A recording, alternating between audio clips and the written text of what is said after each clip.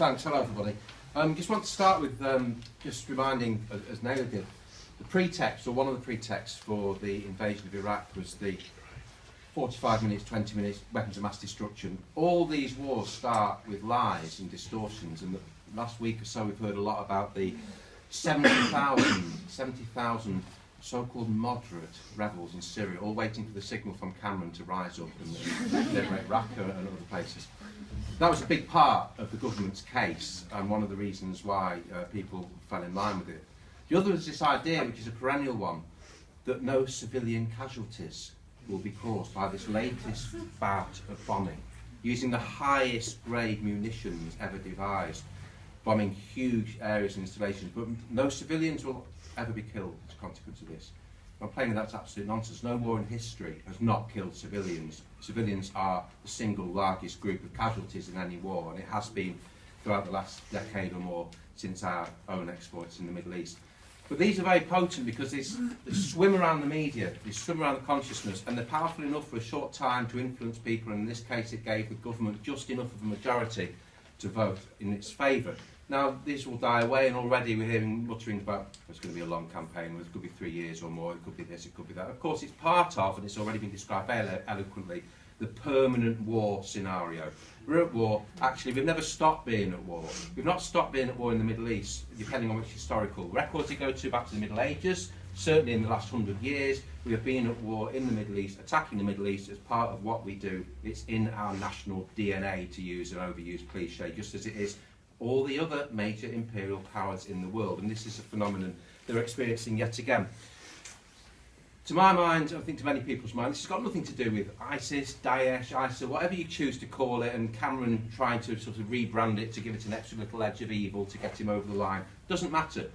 I personally think the real enemy here is probably Russia. The real objectives are the division of the spoils of Syria when the carnage subsides just enough for the contractors to move in, for the same people for whom Cameron is just a little sock puppet fronting up for, the same oil industry interests, the arms manufacturers, the contractors, the Halliburton, Brown and Roots, the people who profit relentlessly from this condition of permanent war. That is the real reason behind it. If Cameron and his crew were concerned about keeping people of Britain safe, then yes, we would not be at war in the Middle East, because there's nothing more guaranteed to make you a target for any particular extremist group or anybody else than actually going into those areas, bombing, slaughtering indiscriminately. So, of course, you're more of a target. If they really cared about the welfare of the British people, they wouldn't be passing laws which condemn thousands of people to die of cold every year, to get thrown out onto the streets because of the bedroom tax, that have driven many people to suicide because of being declared falsely fit for work. Those bastards don't care one jot about the British people or any people. They're law to their own elite, they're law to their own interests and their own power groups and the people that they represent. This very week, George Osborne was in New York, taking time out from his busy schedule of running the country into the ground and putting people out on the street. But he found the time to go to New York to address the Council on Foreign Relations, which is a think tank composed of the high and mighty and the great and the good, with a broadly neoliberal political outlook, shall we say, kindly. George Osborne's exact words, and I've got them written down here, just to make sure that we're not falsely claiming anything on his behalf. George Osborne said, in respect to where we are right now in Britain, Britain has got its mojo back, he said.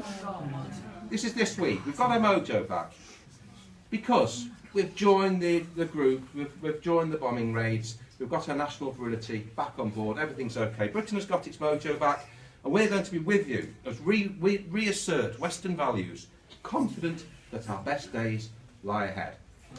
This is very explicit. This is his connection. We are reasserting Western values by joining in the rest of the usual crew in bombing in the Middle East. That's just one part of it. This is the government that we have, and these are the people we represent. Now, we won't dwell too much on this, because nobody should be too surprised that some Labour MPs voted for war in the Middle East, because they've got a record that goes back to 2003. However, and I'm sure the rest of you find Hilary Benn's speech was repulsive. Let me just take that as one example.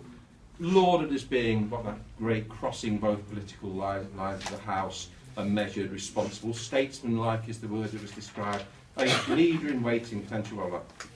It was repulsive. It's the most appalling piece of political pantomime and theatre you can imagine, but you shouldn't expect any better. The letters that you got, if you were unfortunate enough to live in a constituency of one of those 67 MPs or whatever it was that voted for the government. It's clearly a stock letter. Everybody in the country in those constituencies probably got the same. And it talked about, with a heavy heart, listening to both sides of the debate, this is different this time. You heard that a lot. We learn from the mistakes, yes, but this isn't Iraq. What we're facing is a unique evil, unique fascism, whatever you call it. But it's always different, every time, isn't it? It was different with Saddam Hussein. It was different with Afghanistan. It's different with Kuwait, and it's different now. But it's not different. It's the same lies, the same distortions, the same power interests that sit behind it. And tragically, it's the same people that are getting killed on our behalf again and again, and that's why it has to stop.